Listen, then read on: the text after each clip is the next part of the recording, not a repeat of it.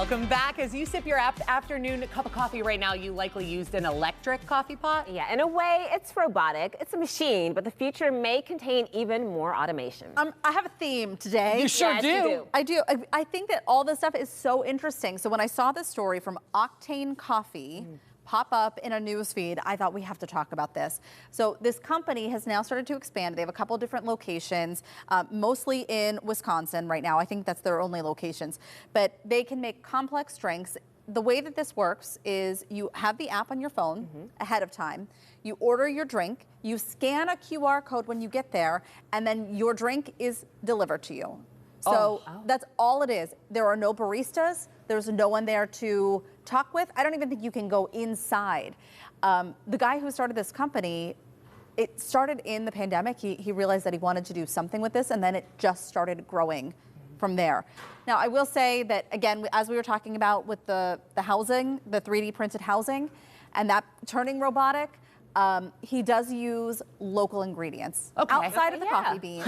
He does use some local ingredients, so he tries to at least support the local economy in that way. But he also is now part of the local economy, as he is now, I think it was his second location just opened, and he's about to open a third. I love it. I love everything about it, top to bottom. Yeah. Mostly because I think that baristas, they are artistes. I think we're annoying. I think the general public is annoying, especially with our coffee orders. I know I am. I know that. And I would much rather make those annoying requests on an app. Yeah, I love the speed of this, because typically when you're going in to get a cup of coffee, I know we are like this in the morning, like we have to go. Like we have to. But also on the flip side of that, I do love talking with my barista. Like I love the conversation. I love the gossip in the morning. You know, it's kind of fun. You're like, spill the tea. Yeah, give me the tea. Gladys. And they know.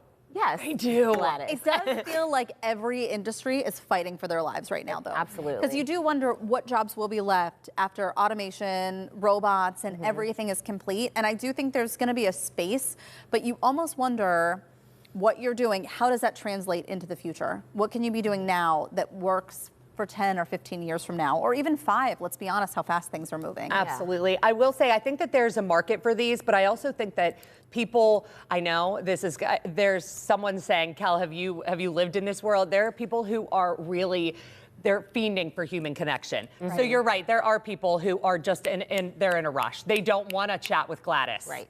Then there's going to be times, there's going to be you and I who want to know, how's talk, your daughter? yeah. Tell us about it. But have you ever gone into a coffee shop and you get the most perfect coffee to cream ratio, and you want that every single time, but you know that it's not going to happen every single time. So if you have a computer that is going to give you the exact formula, like, I like it. Back to the loneliness thing, though. We know there's a loneliness epidemic with men. We've reported on that before. But we also know that it can be extremely isolating as you get older. And so I do wonder, when we take away these spots where people can congregate over a cup of coffee, I mean, have you ever seen a Dunkin' Donuts on a Saturday morning I at love 7 it. a.m.? I mean, Wow. Happening. Yes. it is. I'm just saying, like there a club. Yes, there are some communities where that's their only place to congregate is a local coffee shop.